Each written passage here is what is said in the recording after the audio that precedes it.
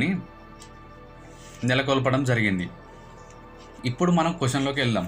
మనం ఇక్కడ వరకు వివరంగా నేర్చుకున్నాం కదా, ఈ యొక్క 4 సుబాలు ఏంటి, వాటి జిల్లాలు ఏంటి అని చూసుకున్నాం కదా. దీన్ని బట్టి క్వశ్చన్ ఏ విధంగా సాల్వ్ చేద్దామో చూద్దాం. ఇక్కడ చూద్దాం. ఔరంగాబాద్ సుబా. ఔరంగాబాద్ సుబాలో ఏమేమి ఉంటాయి?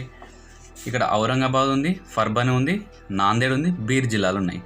ఇక్కడ చూసుకున్నట్లయితే ఔరంగాబాద్ సుబాలో ఇక్కడ ఫర్బన్ ఉంది కదా, కనిపిస్తుంది ఫ్రెండ్స్.